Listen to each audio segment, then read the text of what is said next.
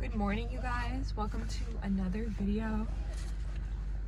Let's spend a 24-hour shift together.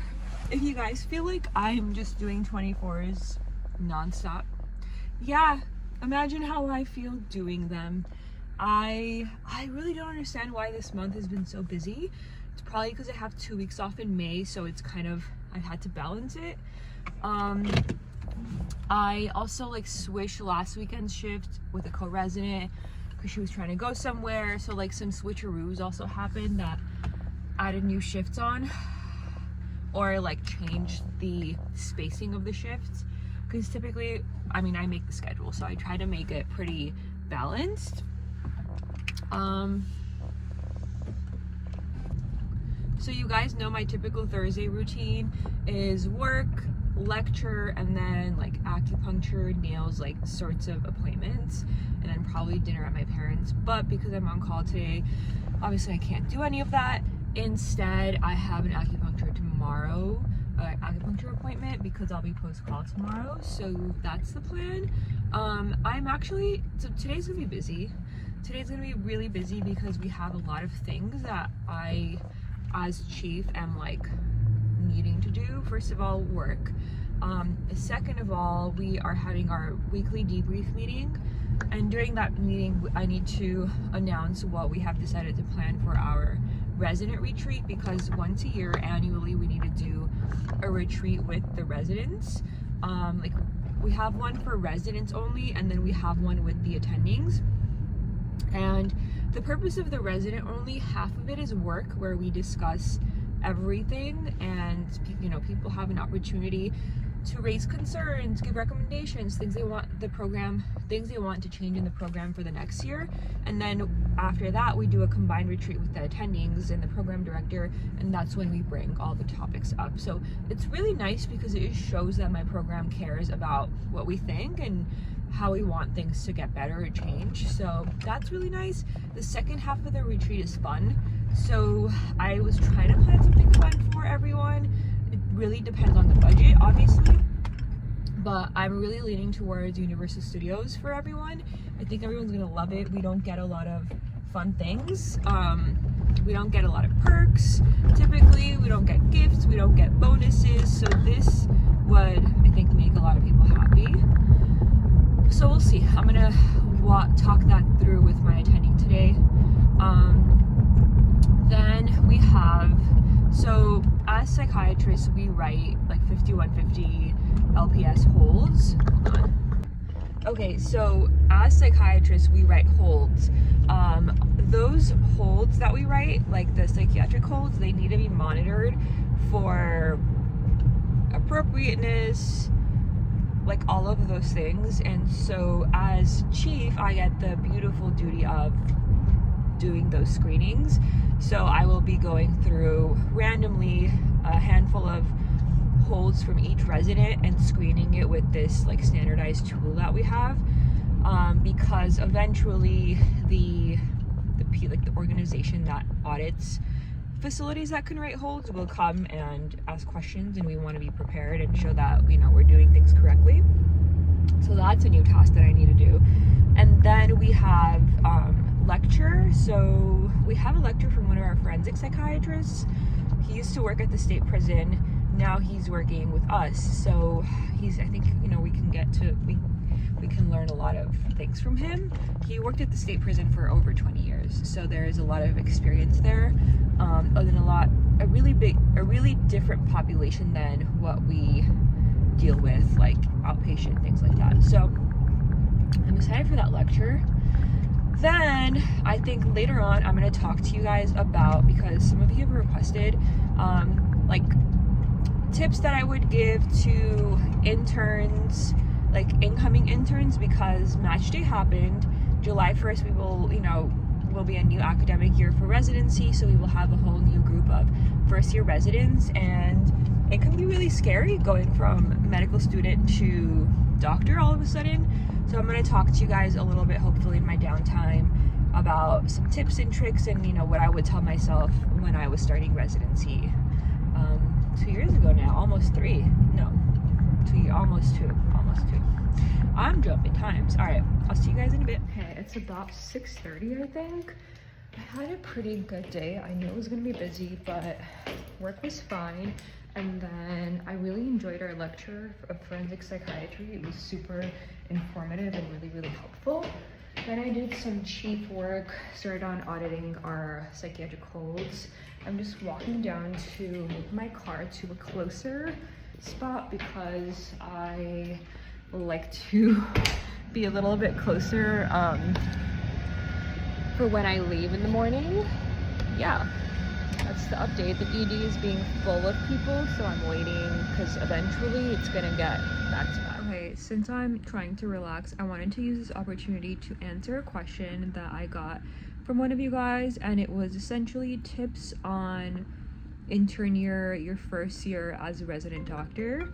Oop, got distracted because I got a work call. But first of all, congratulations on matching, and congratulations on the person who commented this matched psychiatry, so congrats. But whatever specialty you chose and you are excited about, congrats on that. This is such a huge milestone. For those of you that don't know, your first year of residency is called your intern year. You're not an intern, but I don't know why colloquially it's called intern year. You're an intern. Obviously you're not interning, you're working as a doctor, but whatever, that's the term. So if you ever hear I'm an intern that a resident says, it's they're a first year resident. So there's like so many things to talk about. I think let's first talk about some of the biggest challenges of intern year. One of the biggest challenge is going from medical student to doctor all of a sudden. Literally you're asleep and you're a medical student, and you wake up the next day and it's your first day of work, and now you're a doctor. And with that comes the responsibility of making decisions that you should be making as a doctor. You're going to be getting calls from nurses and other staff members asking you what to do for patients who are coding, who are complaining of something, who are yelling, whatever the case may be, who are complaining of chest pain, like all of these very important life or death questions. So all of a sudden you're like, oh my gosh, I have to make these decisions, and I have to make the right decision because people's lives matter. And so that is the biggest thing. However, the thing that helped me get through that challenge is realizing that you are not alone, that you are in a residency program with co-residents and also supervising attendings and doctors. So you should never feel like you have to make a decision by yourself, especially once you're starting off. It's always super helpful to do the assessment and the plan yourself and come up with a plan and present that plan to your attending, because that is how you can practice making decisions. But you can always, and you should feel comfortable always running your decisions through with your attendings and your supervising doctors. That is how you learn, okay? Asking questions is one of the most important things that you can do as an intern, but literally as a doctor of any year. If you are unsure about something, if you have even a shadow of a doubt, ask someone else, because once again, this is not like playing with apples and oranges. These are people's lives. And so I'm okay with saying, hey, I don't really know this super well, like, can I talk to you about it, or can I ask you a question? Because at the end of the day, the goal is good patient care. And so that is something that really helped me, is leaning on my co-residents and my attendings and constantly reminding myself, I'm not supposed to know it all. No one's born knowing it all. That's the entire point of residency training. It's to learn, to experience, it's to practice, to see things and learn from them. Obviously, if you know everything, why the heck are you in training? You don't need to be.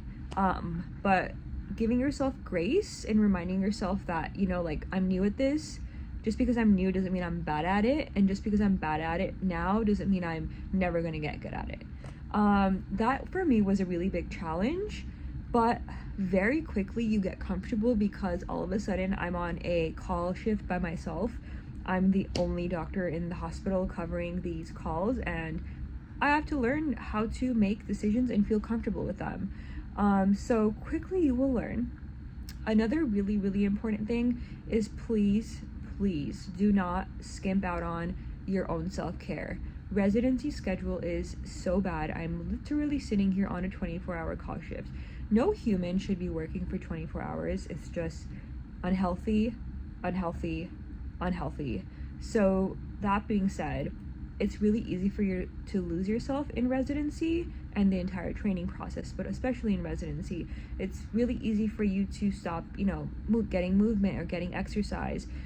It's really hard to stick to those things, the basics that we tell our patients: eat good, hydrate, sleep well, and get some movement. The basics, connection. We preach that every single day, but just because of the way residency is built,